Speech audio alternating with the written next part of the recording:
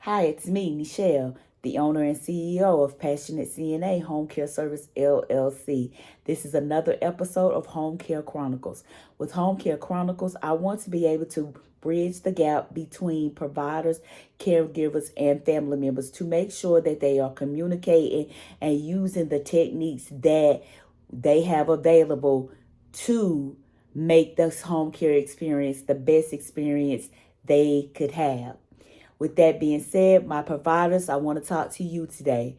When you are hiring caregivers, you need to make sure that you are asking the right questions, that you're not just filling a case with a caregiver and not making sure that that caregiver can actually fulfill their duties. So you're not hiring today and then next week you're hiring again for the same case. We want to stop that revolving door for caregivers. How do you do that? Number one, when you are interviewing a caregiver, look at how they present themselves. When they're coming into your office, if they're not speaking when you speak to them, that's a red flag. If they come in not dressed appropriate for an interview, that's a red flag. If you are in the midst of communicating with them and they are not engaged, they're doing the that's a red flag. And I say that because communication is the heart of what we do as providers, as caregivers, as family members. You have to be able to communicate. So if you're interviewing an aide and they're not able to articulate their thoughts, their concerns, their questions, then you might want to think about actually putting that person into a home with a family member. You've got to be able to communicate. If they are not able to write, as far as have a thought, write it down, articulate what they want to communicate in writing, then that's a problem. That's a problem. That's a red flag. You need to work on that before you send them into the home. You need to make sure that you are asking them about their transportation. Do they have reliable transportation? You need to be having them sign something to get some kind of background check done on them. In North Carolina, we do SBI checks, which is statewide, but you need to have some type of background check on these people. You should not be sending any caregiver into a family member's home that you do not have a background check on. And I say this because if for whatever reason that caregiver goes into that home and something happens, they could be a murderer, they could be a drug dealer or whatever, you know, and something happens, you are to blame. You as the provider are to blame, because the first thing that the state is going to do is check what? To see if you have a complete employee packet, which includes a background check. Make sure you're doing your background checks. Now, don't get me wrong. I understand as providers, we need to keep the clients coming in. We need to keep the aides working. We need to do so much stuff. There's so much stuff that we have to do that sometimes we let things go that we shouldn't. But that's one thing you have to make sure that you are doing the background checks before you send the clients a caregiver. The next thing, you need to make sure that you have a TB test for each and every caregiver that you send into the home. Now, we just recently dealt with COVID and all of that. So you want to make sure that you are making sure that your caregivers are not taking things into the home. Now, you could have clients that are babies to the elderly. And if you are dealing with the elderly population, you do not want to have your caregivers taking something in to those clients that could make them sick and ultimately cost them their lives. So you don't want to do that. So you need to make sure that you are having a TB test done on each and every one of your caregivers before you send them into the home. If they have had TB, that they have a chest x-ray in the file stating that they have, a problem with TB test, they're allergic, and they get a chest x-ray. You need to have that in the files. You also need to have a copy of their driver's license in the files, because a lot of times caregivers are either having the clients in their car or they're driving the client's car, and you want to make sure that that person, that caregiver that you have in a client's home that may be driving their car or maybe driving the client's car, has a license, that they have insurance, because accidents can happen. They don't necessarily have to hit somebody, but somebody could hit them. And that's a whole nother problem for not only that caregiver, but it's a problem for you, because you allowed that caregiver to go to work and take on this responsibility, knowing that they may have to drive to either run an errand for the client or drive the client to run an errand. So you need to make sure that you have copies of their driver's license, insurance on file. So if anything happens, you can refer back to, okay, well, this is what they had, and make sure that you're updating it. Make sure that you're making sure that the caregivers have insurance on their cars, that they have a valid driver's license. You need to be checking their background checks at least once a year, if not twice a year. I know it costs money to do that, but you need to be checking it, because you would rather be safe than sorry.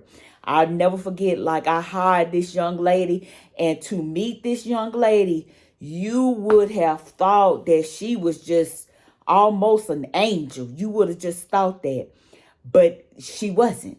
And had I did the background check before I actually sent her to work, then I would have known that, because she had a rap sheet that was like 5-6 pages. Yeah. So and I was fooled. I'm not going to even deny it. I, as a provider, was fooled. She had me fooled. I let her go work with a client, and when I say she showed out, She was good for a couple of days. Then I think she worked a week. That first week she worked, that second week, every day it was drama. Every day it was drama. And stuff started missing out the people's house, and I'm responsible for that. I'm responsible because I sent that aid there. So you got to make sure that you are doing your due diligence about your caregivers. You're making sure that they are ready, both physically, mentally, have their paperwork ready, that they have the skills that they need, the training that they need to go into the homes and do their job to the best of their ability. Which brings me back to training. We have got to make sure that these aides are being trained. Now, in North Carolina, they have a number system where it's independent to total care. We need to make sure the caregivers can handle an independent person that may need assistance, a person that may need a little bit of help, and a person that needs total care. We have to make sure that each and every caregiver we send out knows how to do that. Now, don't get me wrong, each client has different needs. So a caregiver is not going to know everything, but what they do know is what you tell them. So if you know you have a caregiver that's never dealt with anybody but somebody that needs minimal assistance, You can't just send them to a total care person and think they know what to do. You would think it's rocket science, and it's like riding a bike. You've done it once, you can do it. But that's not the case. And sometimes as providers, we forget that. We forget that just because we as a aide could deal with a person that needs little assistance or total care doesn't mean that everybody can do that. Just because I, as a provider, know how to empty a Foley does not mean that everybody knows how to empty a Foley. You look at it, you would think, okay, somebody would know, but you don't know unless somebody tells you. So we've got to make sure that we are equipping these caregivers to go into these homes and do the jobs that we need them to do. Once the provider finds out what the client's needs are, we need to be getting with the caregiver to make sure that they know 100% how to do each thing that is on the care plan. We're needing to make sure that they can communicate, articulate what they need to the clients, to the provider, so that we know what's going on, because the caregiver is the first line of defense for us with anything going on with that client. The caregiver is the first line of defense, the caregiver being the PCA or the CNA. And make sure, as a provider, if you have a client that is total care, that you do not have a personal care assistant with a client that is total care, because that's a no-no. A person with total care needs to have a CNA. They need to have a CNA. And in North Carolina, they have to have a CNA. Now you can have your nurse train a PCA to deal with the client that has total care, but the state of North Carolina would prefer that total care client have a CNA. They would prefer that they have a CNA, but because of COVID and all that, they kind of relaxed it a little bit, where they would let a PCA, do those things, but they prefer that you have the right caregiver with the right client, total care client, CNA. So yeah, so that's that. And the next thing I want to talk about is giving your CNAs some type of reward. Yes, it's their job once they take a position to go out here and care for these clients, but they are human. They do have a life. They do have their own families to take care of, and it's hard. It's hard being a caregiver. It's not easy at all to go in, no matter how you're feeling, put your feelings aside and come in and deal with somebody else's feelings and their care. It's not an easy job. So reward your aides, caregivers, as much as possible. Let them know that you appreciate them. And I know, like, when you're first getting started, it's kind of hard to be spending money on gifts for your caregivers.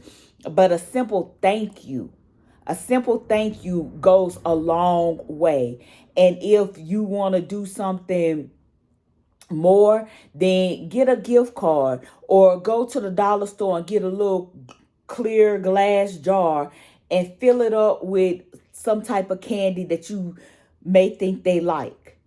Or you can get like a Stanley cup and fill it up with something. Or there's so many things you could do. You could spend a couple of dollars, $20, buy them some lunch. Pick a client each month and buy lunch, or each week, however you want to do it, every 2 weeks, every payday, to buy lunch for that employee, one of your caregivers. But you have to let them know that they are appreciated, to stop this revolving door, with caregivers. No, you can't pay a caregiver $20, $30 an hour. But what you can do is give them incentives to stay with your company, give them the respect that they deserve. Because when you say, oh, I'm a caregiver, a lot of people frown upon that and look down on that. But the caregivers, they are up here. They up here. They up here. Because if it wasn't for the caregivers, it's no company. It's no company, because if you as the provider go out and do a client, you can't do but one at a time. If you got caregivers, then guess what? You can have 2, 3 clients. But without them caregivers being able to communicate, to articulate in writing and verbally what is going on with the client, there's no business. So shout out to all of my caregivers. I appreciate you, whether I know you or I don't. I appreciate you. I thank you for all that you do to help our clients, our elderly, our disabled clients be the best version of them that they can be, that they have a great quality of life.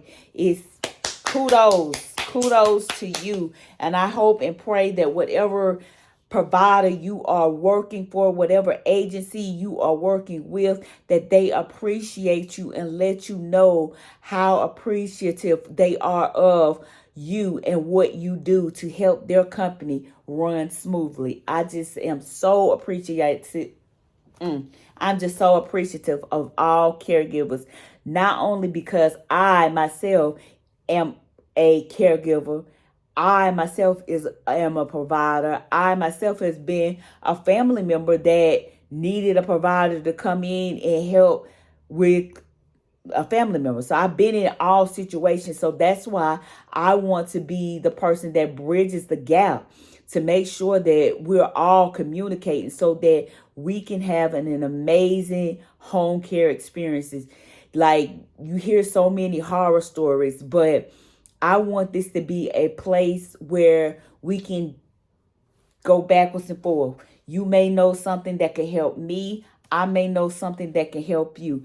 But I promise you, if you take these tips, if you listen to what I've said on this video, and you apply it to your home care agency, you will see that revolving door is not going as fast as it was.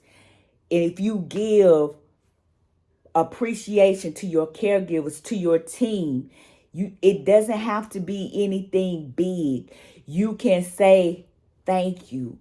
I appreciate you. Sometimes a thank you goes so far, because you never know what a person is going through in their life, what kind of day they've had with the client, or just in general, what life has thrown at them. So for them to do something that helps your agency, and for you to just say, thank you, I appreciate you, I thank you for all that you do, that goes a long way. And it lets that person know that they are valued, they are appreciated, and that means a lot. This has been another episode of Home Care Chronicles. I am Nichelle, owner and CEO of Passionate CNA Home Care Service. We are here to keep your loved ones healthy and at home. If you or a loved one is in need of home care services, feel free to call us at 336-893-5242 or visit our website at www.passionatecnahomecare.biz. You guys have an amazing day.